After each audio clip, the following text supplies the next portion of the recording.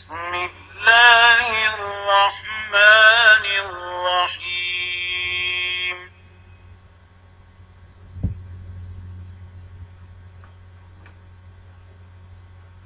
Bismillahirrahmanirrahim. Assalamualaikum warahmatullahi wabarakatuh. Waalaikumsalam warahmatullahi wabarakatuh. Waalaikumsalam warahmatullahi wabarakatuh. Innalhamdulillahi wahdah. Asyhadu an la ilaha illallah wahdahu la syarikalah wa asyhadu anna Muhammadan abduhu wa rasuluh. Allahumma shalli ala nabiyina Muhammad sallallahu alaihi wasallam wa ala alihi wa sahbihi wa man tabi'ahum bi ihsan ila yaumil qiyamah. Baik anak-anakku sekalian, anak-anakku yang Bapak cintai karena Allah. Alhamdulillah, segala puji bagi Allah yang telah memberikan nikmat kepada kita yang begitu banyak. Kita bisa melaksanakan nih kewajiban kita, thalabul ilm, menuntut ilmu dalam keadaan sehat walafiat. Baik, kita berdoa pada Allah, mudah-mudahan Allah berikan ilmu yang bermanfaat buat kita semua. Iya. A'udzubillahi minasyaitonirrajim. Bismillahirrahmanirrahim. Alhamdulillahirabbil alamin. Allahumma shalli ala Muhammad wa ala ali Muhammad. Rabbi zidni ilma warzuqni fahma. Allahumma inni as'aluka ilman nafi'a wa rizqan thayyiba wa amalan mutaqabbala.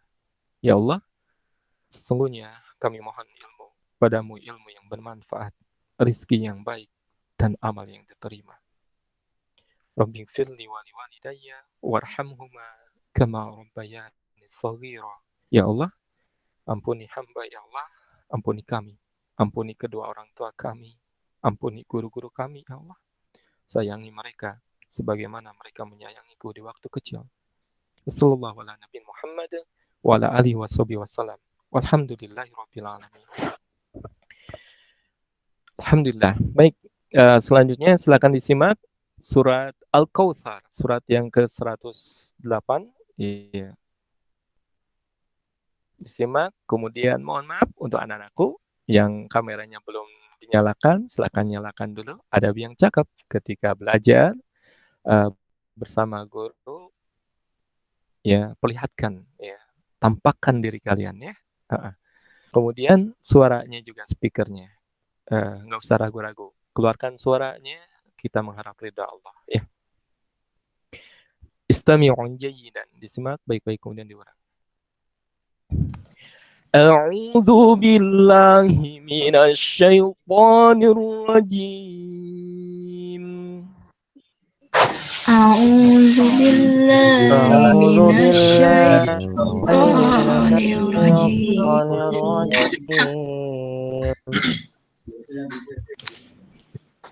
Bismillahirrahmanirrahim.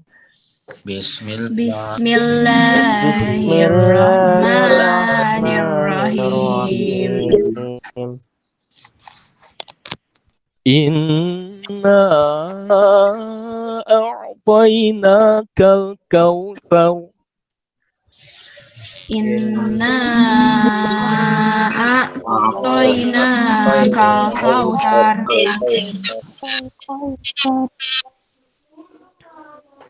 Fasalli li rabbika wanhar.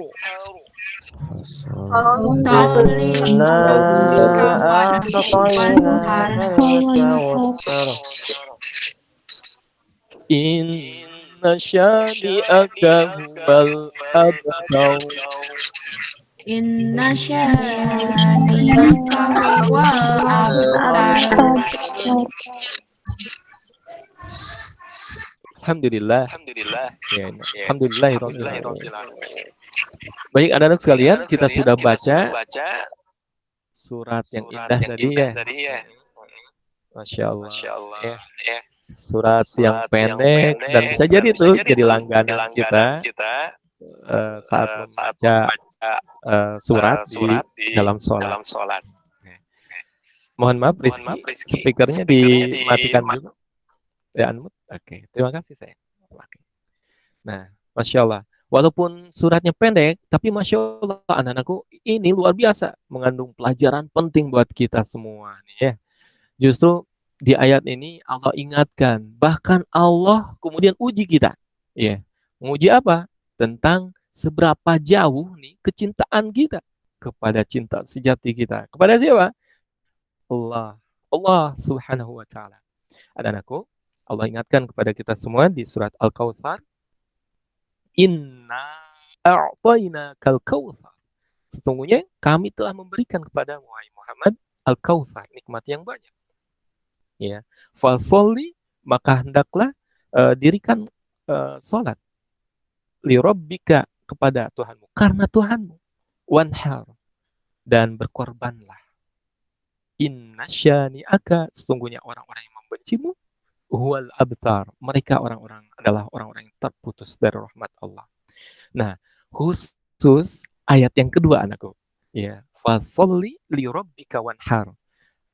Allah Subhanahu wa taala sebenarnya mengingatkan dengan tegas kepada kita semua tentang ibadah yang diibadah itu sebenarnya uh, termasuk ujian juga bagi kita semua. Seberapa jauh kecintaan kita kepada Allah.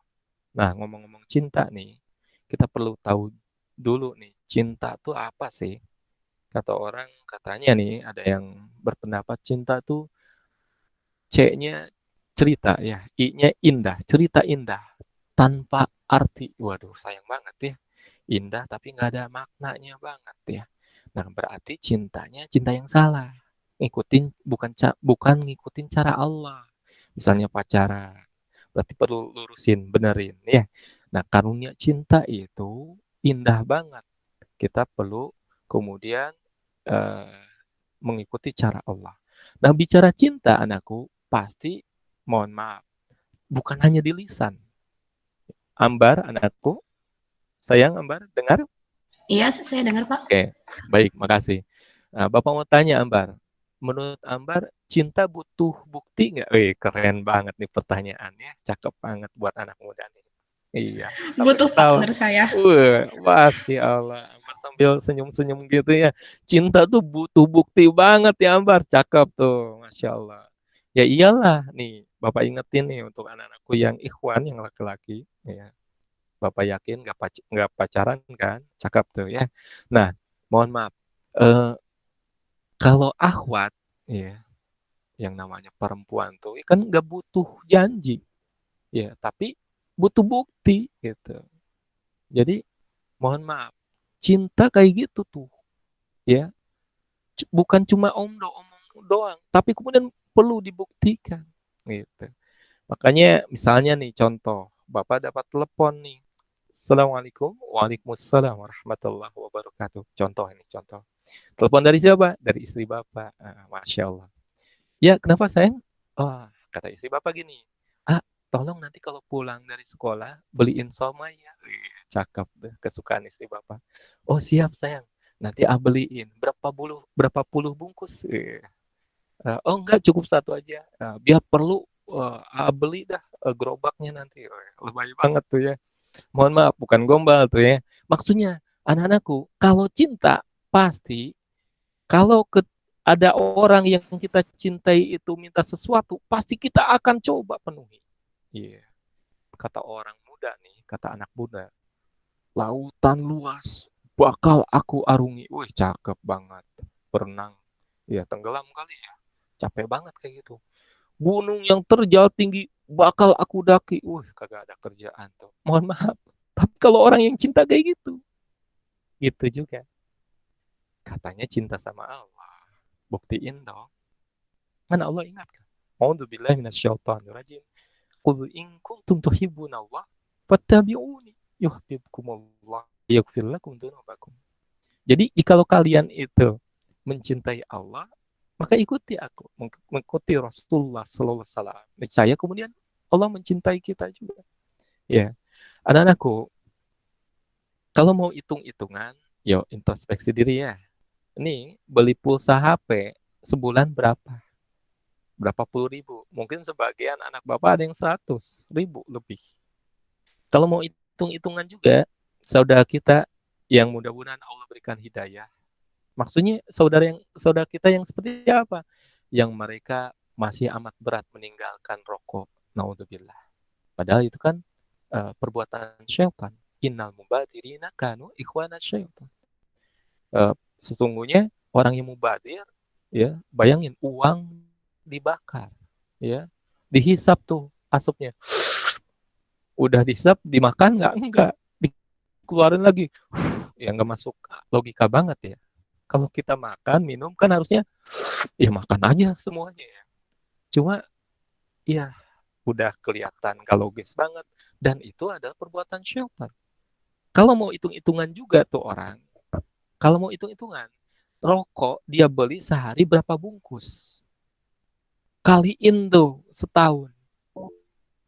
Kayaknya dia kalau kemudian cinta pada Allah, sepertinya kalau dia benar-benar cinta sejati pada Allah, bukan cinta pada rokok, bukan cinta kepada dunia, dia bisa sisihkan uang itu 20.000 misalnya per hari, kali setahun, setahun kemudian dia bisa beli domba yang besar. Cakep tuh.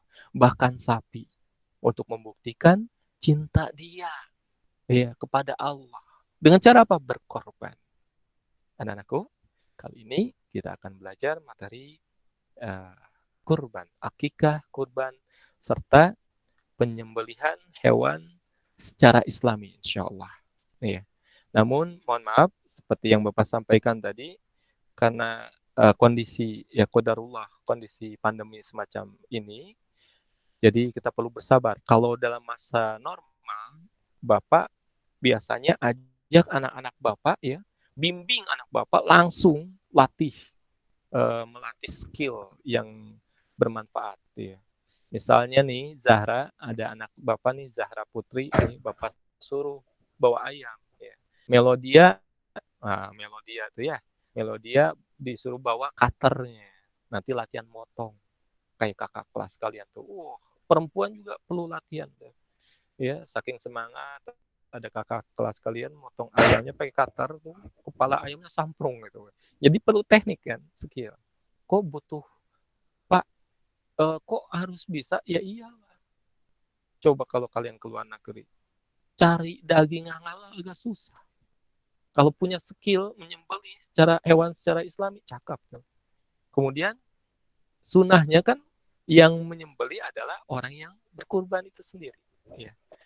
Mohon maaf, karena kemudian kondisi pandemi, maka kita akan belajar, kalian akan menyimak presentasi penguatan materi dari Bapak, kemudian kita akan lihat nanti simulasi ya, kalian bisa pelajari simulasinya, insya Allah nanti. Baik, selanjutnya silakan disiapin kertas lembar atau buku, dicatat, dan nanti tugasnya silakan kirim ke Google Classroom. Bismillah. Bapak buka dulu PowerPoint-nya. Bismillahirrahmanirrahim.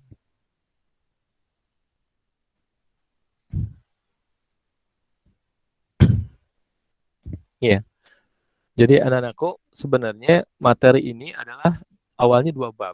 Ya. 2 bab tentang akikah dan kurban, itu bab yang pertama. Kemudian yang berikutnya tentang penyembelihan hewan secara Islami. Cuma ya, tapi karena pandemi, masa pandemi semacam ini, maka kemudian ini kemudian dari Allah juga ada kebijakan dari pemerintah untuk mengurangi materi yang sudah berulang, nggak diajarkan lagi. Termasuk 2 materi yang semisal ini, akikah kurban dan penyembelihan hewan secara Islami disatukan. Ya.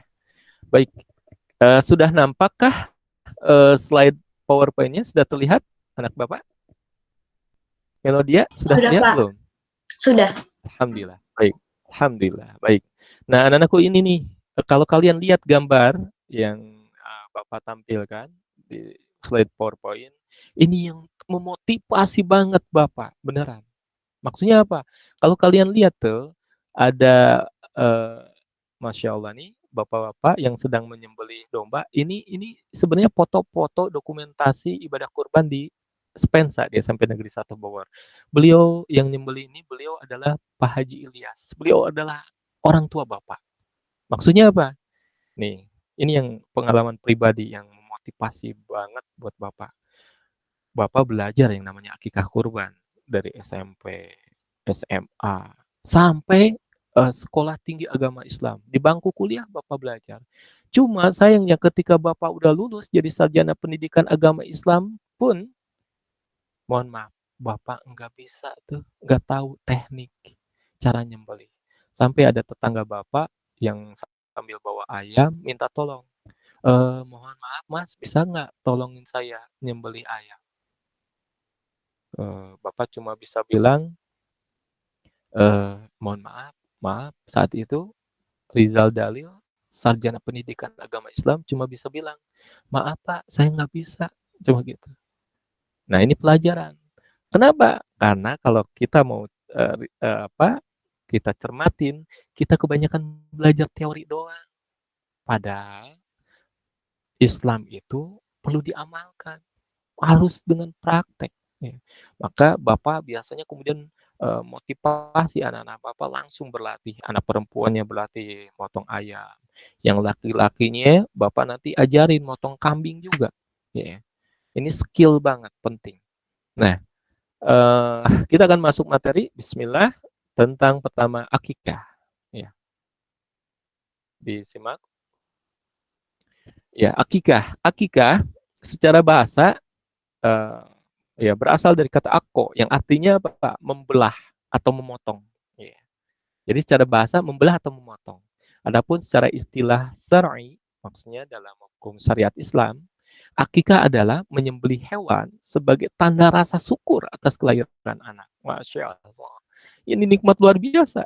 Tatkala Allah karuniakan anak, ya baik, maka perlu disyukuri. Dengan cara apa? Nggak harus neraktir orang-orang sekampung, nggak usah. Caranya gimana? Akikah. Apa tuh? Akikah tuh menyembelih domba atau kambing, ya, sebagai rasa syukur pada Allah atas kelahiran anak. Kapan harinya? Waktunya, yaitu pada hari ke-7 setelah anak dilahirkan. Iya.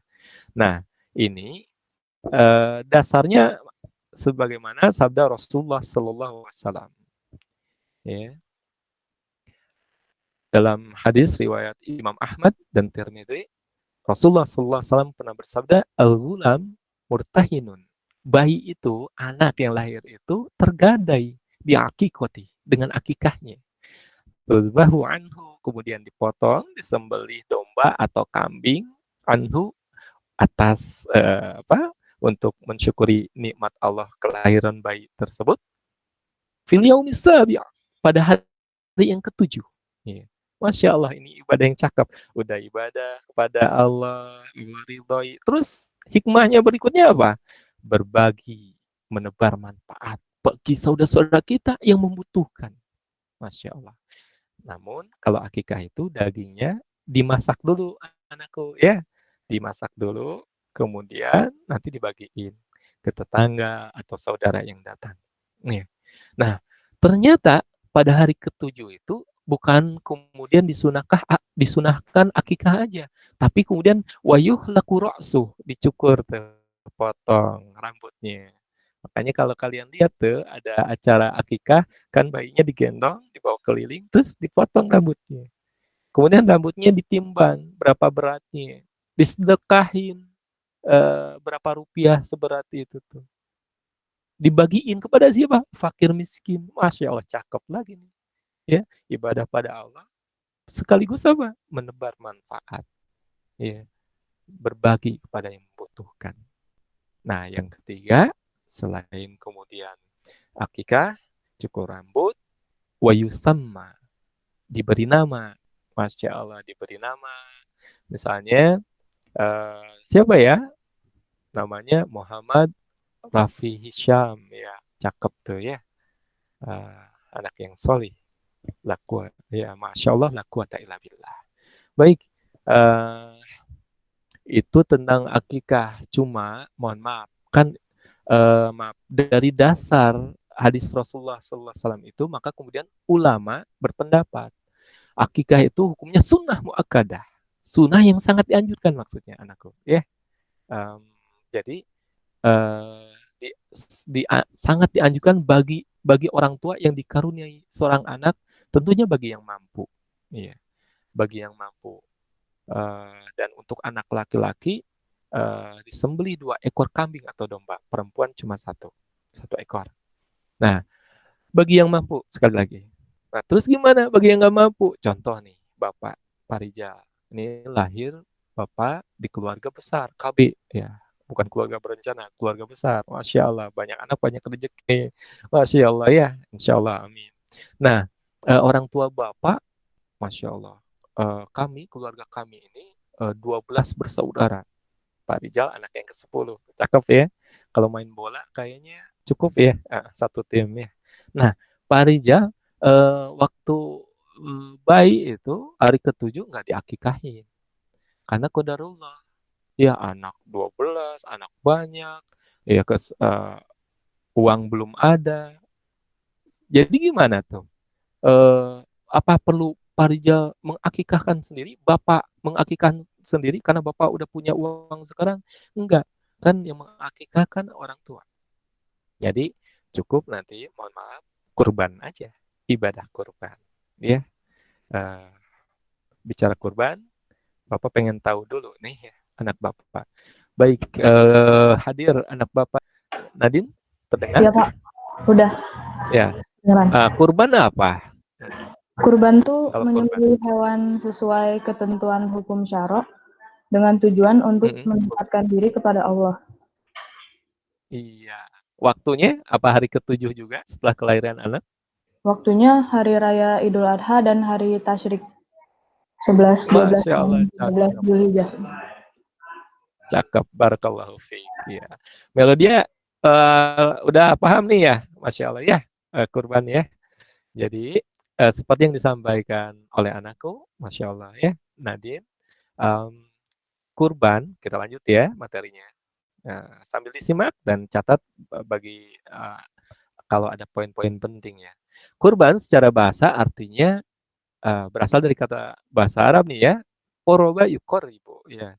Artinya apa tuh? Mendekat, dekat atau mendekati. Adapun secara istilah syar'i ya, hukum syariat Islam, kurban tuh menyembelih hewan. Ya.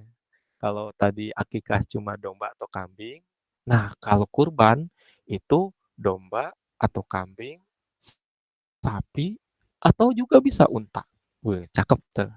Ya. Nah, menyembelih hewan kurban tuh syariat Islam dengan tujuan apa? Mendekatkan diri pada Allah Subhanahu wa taala. Iya, buktikan cinta kita pada Allah dengan berkorban. Iya.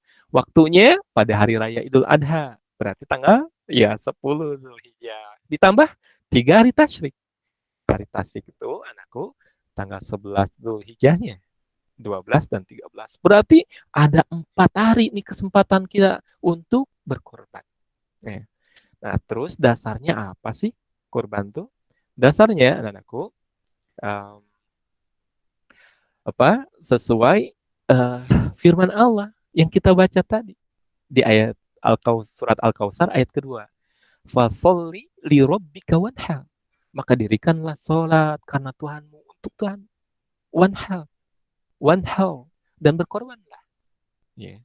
Dan dalil nakli berikutnya sabda Rasulullah Shallallahu Alaihi Wasallam, ya, hadis yang diriwayatkan Ibnu Majah, mangkana lahu sa'ah, barang siapa yang dia memiliki keluasan kelapangan rezeki, Allah udah berikan rezeki pada dia, dia punya harta, walam yudahi, dan dia kagak mau untuk berkorban, fala yaqrabanna musallana. Rasulullah tegasin nih, maka jangan dekatin tempat sholat kami. Ya iyalah, perhatiin. Allah udah berikan nikmat banyak, dia kagak mau bersyukur. Maka Rasulullah tegasin tadi, jangan deketin tempat sholat kami. Sehingga dari dasar ini, anak-anakku, sebagian ulama berpendapat, kurban itu wajib. Ya, wajib. Bagi yang mampu, ya tentunya. Tapi mayoritas ulama, kebanyakan ulama berpendapat sunnah muakkadah. hukum kurban tuh sunnah muakkadah. Jadi sangat dianjurkan. Ya. Ini tentang hukum kurbannya. Berikutnya syaratnya. Nah ini kita lebih masuk ke teknisnya lagi. Setelah ini bahkan kita akan bahas tentang teknik penyembelihan hewan secara Islami. Nah, bicara syarat akikah kurban anak-anakku, seperti kita tahu kalau penyembelihan hewan secara Islami ini ada 3 rukun ya. Ada orang yang menyembelihnya, ada hewan yang disembelihnya, dan alat sembelihnya. Ya, maka perlu kemudian sesuai hukum syariat Islam. Khusus untuk orang yang menyembelih, ya, yang menyembelih hewan akikah kurban itu hendaknya Muslim. Nah ini yang kemudian jadi syarat banget saya. Ketika kemudian makan daging dan daging itu hewannya disembelih oleh orang non Muslim, dia nggak baca Bismillahi wallahu akbar, dia nggak baca itu, maka sayang itu daging jadi haram, nggak boleh dimakan. Kalau misalnya orang Hindu, dia kemudian nyembelih bisa jadi nyebut dewa-dewanya. Orang Kristen atau Yahudi, Tuhannya yang disebut. Oleh karenanya, ini syarat banget ya. Hendaknya Muslim. Orang yang menyembelih itu Muslim. Berikutnya berakal. Nah, ya iyalah. Logis banget kan? Bayangin, ada orang yang nggak waras, dikasih golok. Nih Pak, silakan Bapak kan yang kurban. Nih, potong sendiri. Dia pegang tuh. Orang yang nggak waras megang golok. Kayaknya yang kabur bukan kambingnya doang. Yang megang kambing bisa kabur. Ya. Berikutnya balik. Udah dewasa. Jadi ini pelajaran anakku. Bapak ngalamin banget. Kayaknya, maaf ya, yang kemudian berhak menyembelih bukan hanya ustadz atau kiai. Ini pengalaman Bapak nih. Bapak remaja masjid, aktif di masjid, yang nggak punya skill sampai jadi guru agama Islam, belum bisa nyembelih. Kenapa? Karena nggak ada, maaf, nggak ada kemudian figur orang yang kemudian mendorong, memotivasi dari yang tua, sesepuh di situ, ustadz di situ harusnya latih tuh anak mudanya. Bayangin Bapak waktu mulai dapat amanah ngajar di SMP Negeri 1 Bogor belum bisa nyembelih ayam, kambing, domba, bahkan sapi. Nah, berarti mohon maaf, siap Muslim yang balik itu bisa menyembelih, dibolehkan menyembelih. Apalagi sunahnya kan kalau yang kurban itu cakepnya tuh yang berkurban sendiri tuh yang menyembelih gitu. Ya, tetapi perlu skill. Makanya kemudian ustadz atau kiai yang kemudian diminta bantuan karena mereka paham ilmunya. Nah, hewan yang dijadikan akikah atau kurban hendaknya tidak cacat. Ya. Iyalah, masa korban pada Allah setengah-setengah, nyari yang murah. Oh murah nih 900.000, tapi matanya buta. Ya. Kaki kambingnya itu pincang satu, kurus kering. Ya Allah, kebangetan. Harusnya korban pada Allah yang terbaik, tang. Beli domba yang gede. Domba Garut. Ya, tanduknya muter. Badannya gede, bulunya putih, ada hitamnya dikit. Cakep. Kita lihatnya aja seneng. Allah gitu juga. Allah seneng, ridho. Sama bukti cinta kita dengan korban sebaiknya itu. Nah, usianya pun hewan tuh usianya yang cukup umur lah. Jangan kambing ABG yang disembelih karena alasan murah, enggak. Ada batas minimal usia nih ya, kambing minimal 1 tahun, apalagi ya, sapi 2 tahun, kalau unta 5 tahun minimal. Nah, adapun dagingnya dibagi 3 bagian. Sepertiga bagian pertama buat fakir miskin. Anak-anakku, perhatikan. Bisa jadi di luar sana banyak saudara-saudara kita yang kagak bisa makan daging. Yeah. Oke, sebentar. Ada apa, Kimo? Iya, Bapak lanjutin lagi ya. Oke, boleh yang mau izin ke kamar kecil atau ke belakang boleh ya. Bapak lanjutin lagi ya, maaf. Nah, bisa jadi di luar sana ada saudara-saudara kita yang susah makan daging. Daging amat mahal buat mereka. Bagi mereka tuh makan daging itu setahun sekali. Nah, Masya Allah, ini ajaran yang indah banget. Berbagi. Kita menebar manfaat, membahagiakan saudara-saudara kita yang kekurangan, yang fakir miskin itu. Sepertiga pertama buat fakir miskin. Sepertiga berikutnya untuk saudara-saudara kita, tetangga, warga yang mampu. Boleh. Pak, dia kan punya mobil. Nggak apa-apa. Ini syariat Islam. Ya, syiar ini. Dibagikan juga. Dan sepertiganya lagi boleh untuk yang kurban. Nah, ini syarat akikah kurban. Berikutnya kita masuk ke teknisnya ini. Tekniknya ya kita akan simulasi. Sebelum Bapak jelaskan, perlihatkan simulasinya. Ini penting banget. Anak-anakku sekalian, innamal a'malu binniyat. Sesungguhnya setiap amalan itu tergantung daripada niat. Jadi yang pertama, niatin karena Allah. Termasuk dalam hal berkurban karena Allah. Bukan karena yang lain. Ya. Naudzubillah min dzalik. Man dzabaha li ghairillah ya. La'anallah man dzabaha li ghairillah. Allah itu melaknat orang yang menyembelih selain karena Allah. Naudzubillah. Bahkan sampai di hadis yang sahih dijelaskan tuh. Ada kisah dua orang yang masuk surga dan neraka gara-gara berkorban seekor lalat. Padahal korbannya, dia korban cuma seekor lalat. Dua orang musafir itu dalam perjalanan melewati suatu kampung. Dan mereka tidak boleh melewati kampung itu.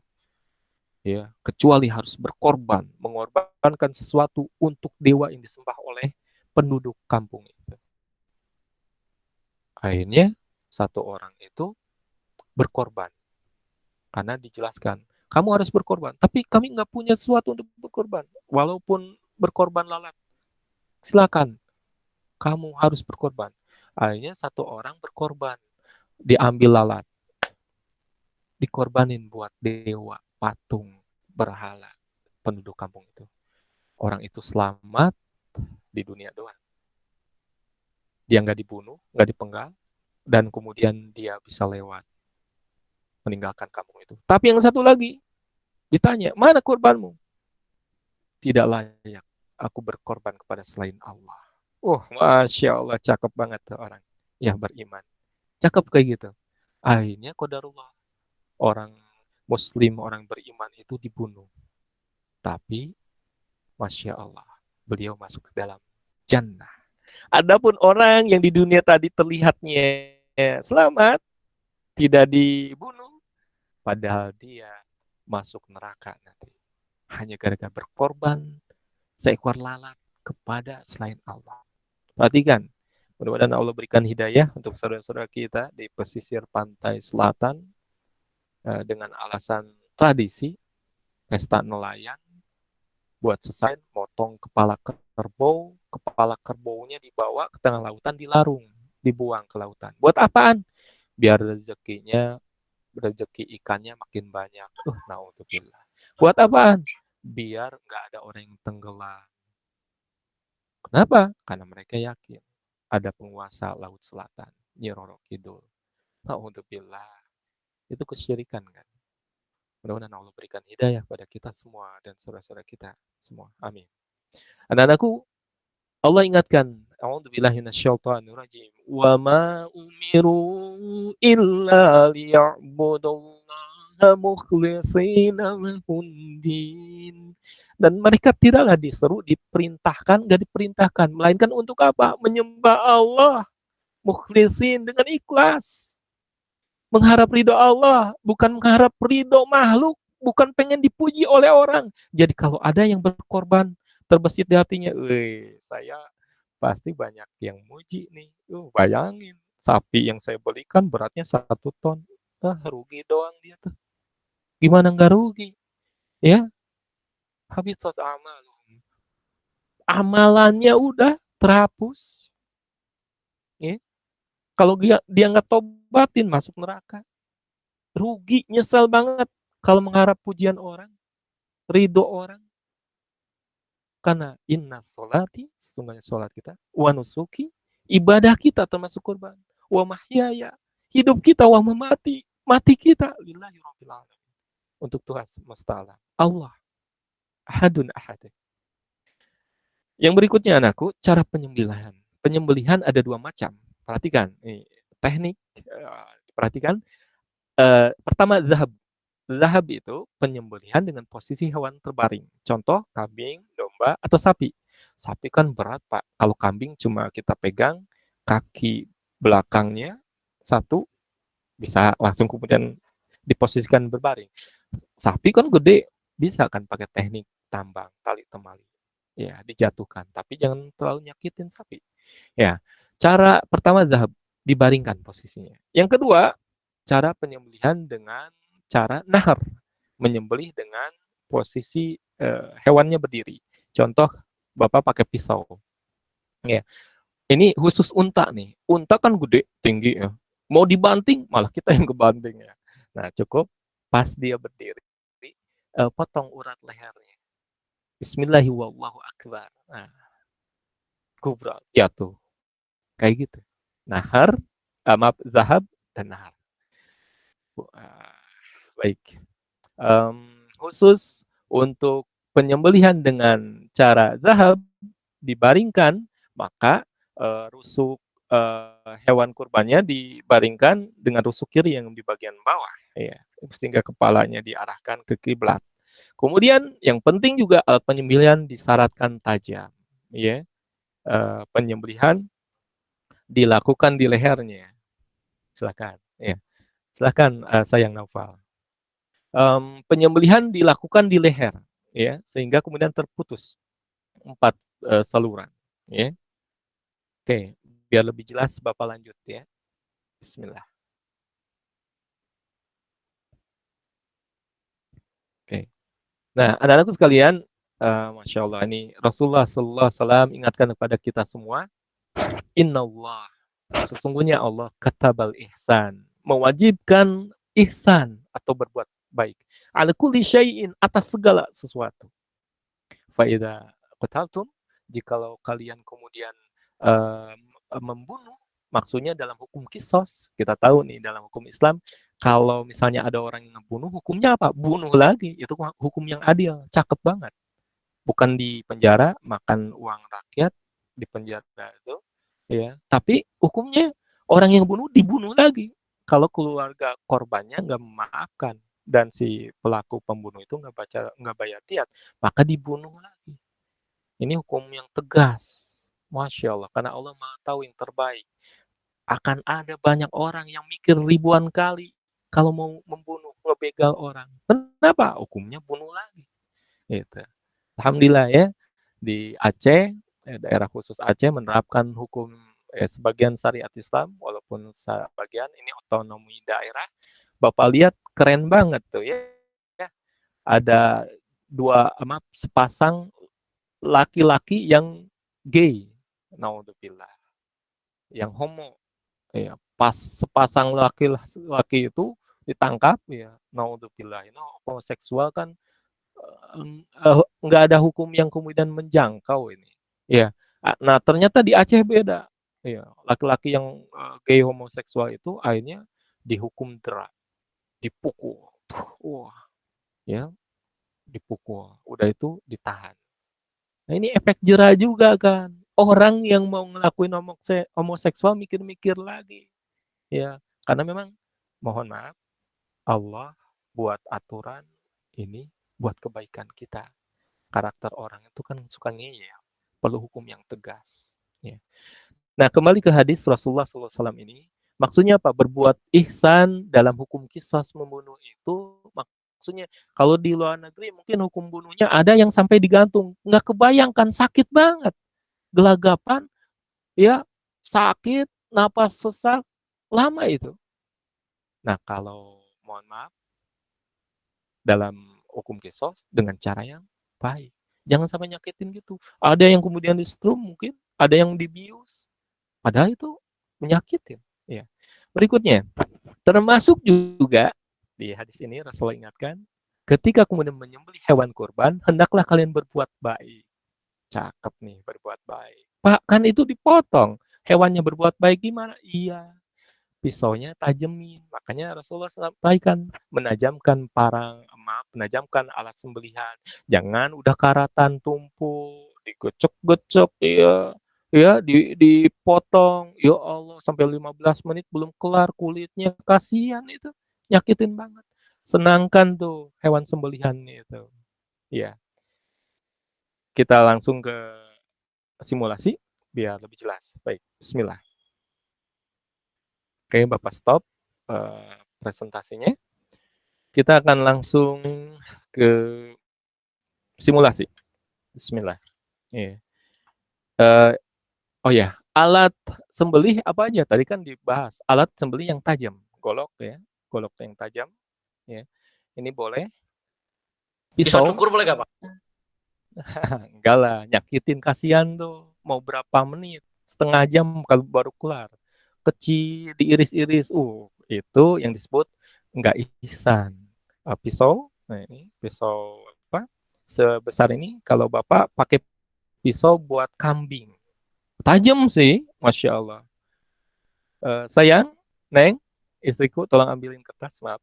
Ya, ini asisten pribadi Bapak. Cakep, Masya Allah. La quwata illa billah. Maaf, Bapak lanjutin. Kalau kita potong sapi pakai pisau, ya Allah kasihan. Ya, kan gede itu lehernya. Jadi lama, nyiksa banget. Ya. Maka pakai golok. Biar sekali tarikan atau dorongan. Bismillahirrahmanirrahim. Udah putus. Nggak sakit. Kok nggak sakit? Kita lihat penelitian dari Jerman, Universitas Jerman. Masya Allah. Nanti insya Allah Bapak bahas. Pisau kayak gini dapur bisa ayam, ya, jangan sapi. Pisau cukur kimo enggak ya. Kalau ini apa? Kerambit coba. Tajam sih tajam nih.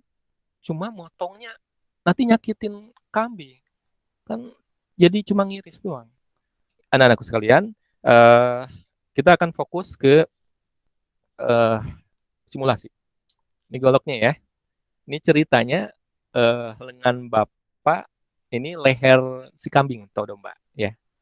Oh iya, jangan pakai golok daripada nanti Bella nangis ya. Mana Bella hadir?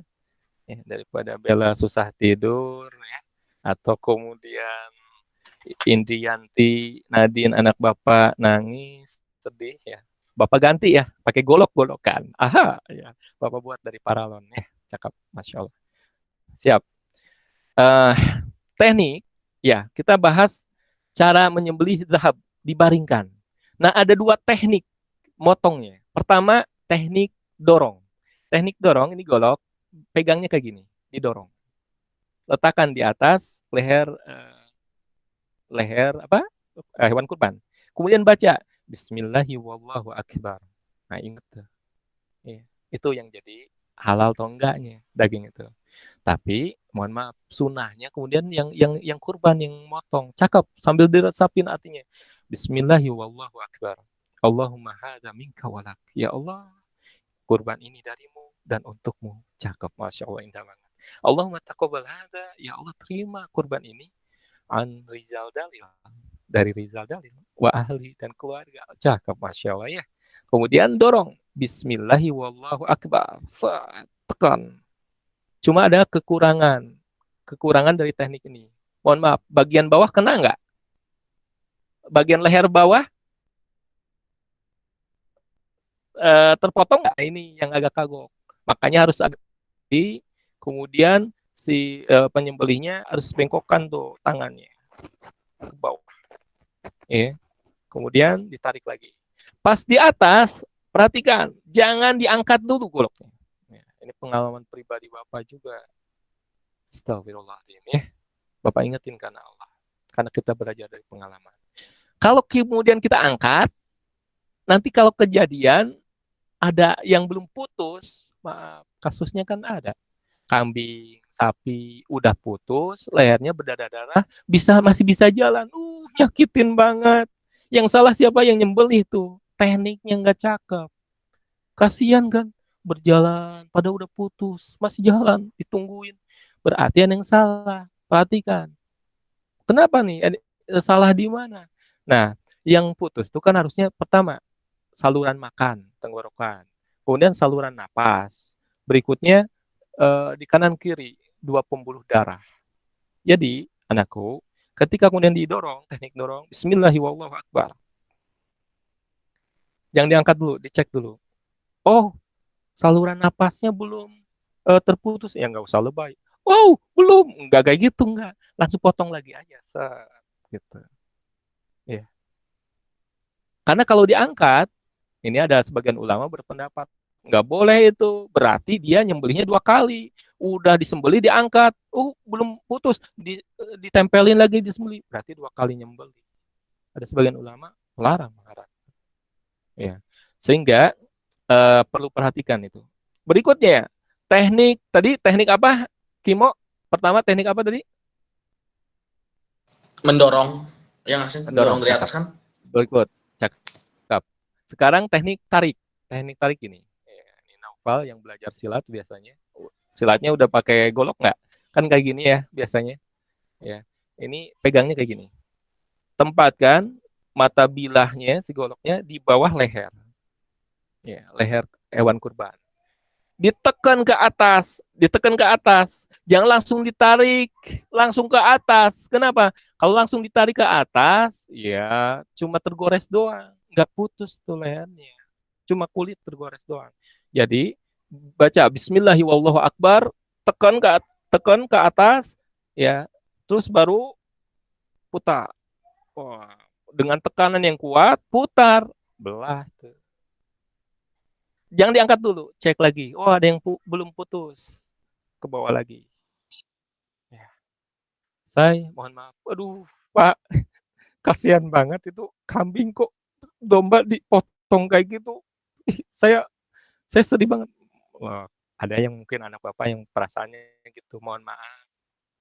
Allah udah halalkan binatang ternak biar bisa kita makan. Kulu washrabu. Ya.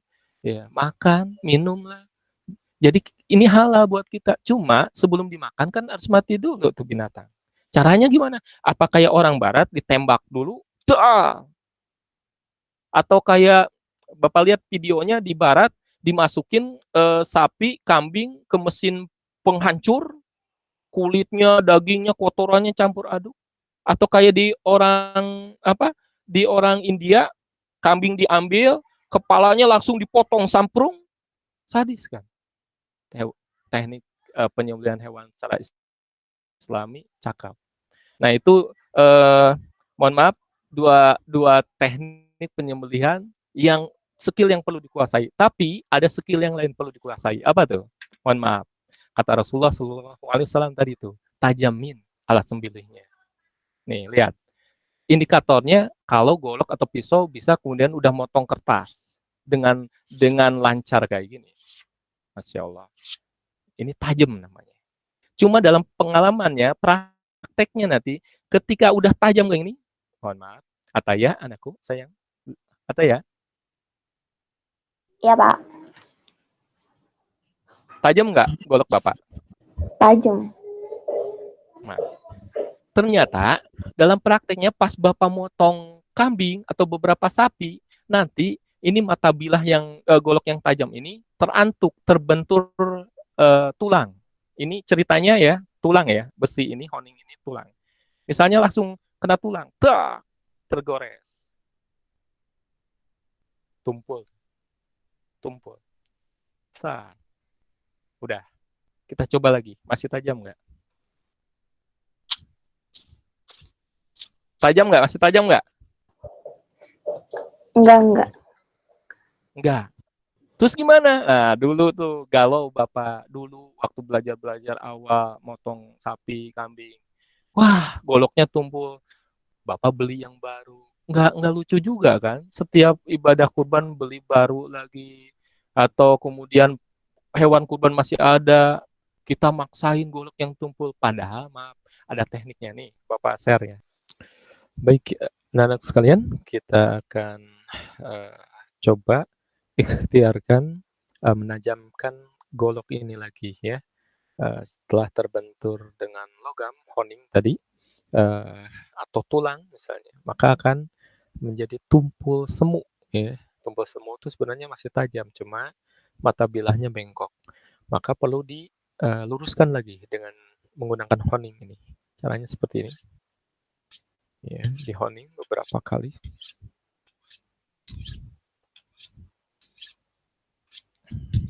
Agar menjadi lurus kembali mata bilah goloknya. Kita coba lagi di kertas. Ya. Bismillah. Masya Allah. Alhamdulillah. Ya, cukup tajam. Masya Allah, la quwata illa billah. Ya. Kita coba menggunakan pisau sekarang ya. Nah, kalau tadi golok untuk menyembelih sapi agar kemudian bisa satu kali tarikan atau dorongan, untuk kambing bisa juga kita menggunakan pisau ya, ukuran seperti ini, dan tentunya harus tajam ya. Karena memang sunnah Rasulullah SAW sebagaimana beliau sabdakan, Innallaha katabal ihsan, sesungguhnya Allah mewajibkan ihsan, berbuat baik ala kulli syai'in, termasuk ketika menyembelih. Maka Rasulullah SAW bersabda, tajamkanlah alat sembelihan, golok atau pisau. Kita coba di kertas. Nah, ini cara ngecek apakah tajam atau belum di kertas ya. Masya Allah, cukup tajam ya. Allahu Akbar. Nah, seperti tadi ya, seperti golok, ceritanya ketika kemudian penyembelihan, mata pisau ini kemudian terbentur dengan tulang ya. Contoh ini, misalnya ceritanya tulang ya, logam honing ini ya, pisau ini kemudian terbentur dengan honing ya. Tadi kita tahu nih, pisau ini cukup tajam. Kita akan coba lagi ya, memotong dengan pisau yang sudah terbentur dengan logam ya. Ceritanya tulangnya. Kita coba lagi. Ya. Lihat ya anak-anakku, nggak tajam ya. Maka perlu ditajamkan lagi, diluruskan mata bilah yang sudah bengkok tadi dengan cara di honing. Honingnya seperti ini. Ya. Dilakukan kanan kiri ya, merata. Ya. Kita coba lagi. Bismillah. Masya Allah. La quwata illa billah. Ya, cukup simpel kan? Masya Allah, ini skill penting banget buat kita Muslim, khususnya dalam hal ibadah akikah kurban. Sehingga tidak perlu beli golok atau pisau baru lagi. Masya Allah. Alhamdulillah. Alhamdulillahirabbil alamin. Berikutnya ya, di Belanda sempat juga ada orang yang kemudian pemerhati binatang mungkin ya. Kita tahu tuh. Mereka juga begitu semangat. Mereka menganggap penyembelihan hewan secara Islami ini tidak berperi kebinatangan ya. Akhirnya apa? Akhirnya kemudian berawal dari situ, akhirnya kemudian ada 2 orang peneliti juga dari universitas di Jerman. 1 orang kemudian 2 orang itu kemudian menggunakan alat-alat yang canggih ya. Mereka pakai microchip yang ditempelkan kepada hewan kurban. Wah, ada yang ditempelkan di otak, microchip EEG-nya itu ditempelkan di otak kecil binatang hewan kurban itu, yang ECG-nya di jantung. Kemudian ketika dibandingkan teknik penyembelihan hewan secara Islami dan yang Barat, mana yang terbaik? Mana yang tidak menyakiti hewan? Pertama, penyembelihan secara hewan Islami, dipasang chip-chipnya di jantung dan otak. Bismillahirrahmanirrahim. Ternyata 3 detik pertama, 3 detik awal, maka sensor microchip EEG itu mendetek bahwa kemudian fungsi otak si hewan kurban itu menurun dan akhirnya kemudian tidur nyenyak dia. Di detik-detik berikutnya tidur nyenyak. Kesimpulannya apa? Zero. Nggak ada rasa sakit sama sekali. Tapi sebaliknya, yang ECG-nya, jantungnya memompa lebih cepat, kenceng, berfungsi jantungnya. Sehingga apa? Itu yang kita lihat kalau penyembelihan secara Islami, Bismillahirrahmanirrahim, darah itu keluar banyak. Ya, jadilah dagingnya daging yang sehat. Nggak ada darah yang terperangkap di daging. Masya Allah. Ya. Jadi memang ketika kemudian dengan teknik penyembelihan secara Islami, zero, nol banget, rasa sakitnya nggak ada. Mohon maaf, Bapak kutip dari 2 peneliti yang di Universitas Jerman itu. Namun jantungnya memompa kencang sehingga darah tuh keluar. Dagingnya daging sehat jadinya. Tapi kemudian dibandingkan yang barat, biar lebih jelas, barat tuh kalau nyembeli dengan alasan berperi kebinatangan, mereka tembak dulu tuh kepala sapinya. Apaan tuh? Sapi kepalanya diapain? Ditembak di bius. Di stunning pembiusan. Tembak tuh. Jatuh. Gampang sih dipindah-pindahin, digeser-geser. Cuma ketika kemudian yang udah di stunning, ditempeli microchip EEG sama ECG itu, kemudian disembelih, diteliti sama 2 peneliti itu, ternyata dalam keadaan terbius, disembelih, maka sebaliknya yang di otak itu, sensor di otaknya itu malah kemudian meningkat. Jadi bukan tidur nyenyak, kesakitan banget, dan jantungnya terbalik, malah menurun fungsinya, nggak mompa darah. Walhasil apa? Darahnya keluar dikit. Kenapa? Banyak yang terperangkap di dalam tubuh si daging itu, dan karena fungsi jantungnya kurang banget. Masya Allah, la quwata illa billah. Jadi ini mudah-mudahan semakin membuat kita yakin ya, ajaran Islam luar biasa ya, karena Allah berikan aturan itu yang terbaik, dan Allah Maha tahu yang terbaik buat kita. Mohon maaf, itu saja mungkin yang bisa Bapak sampaikan. Mohon maaf kurang lebihnya. Barakallahu fikum. Mudah-mudahan Allah berkahi kalian, anakku, sekeluarga. Kita tutup dengan doa kafaratul majlis. Subhanaka. Subhanaka. Allahumma wa bihamdika asyhadu an la ilaha illa anta astaghfiruka wa atubu ilaik. Assalamualaikum warahmatullahi wabarakatuh. Waalaikumsalam warahmatullahi wabarakatuh. Terima kasih, Pak. Terima kasih.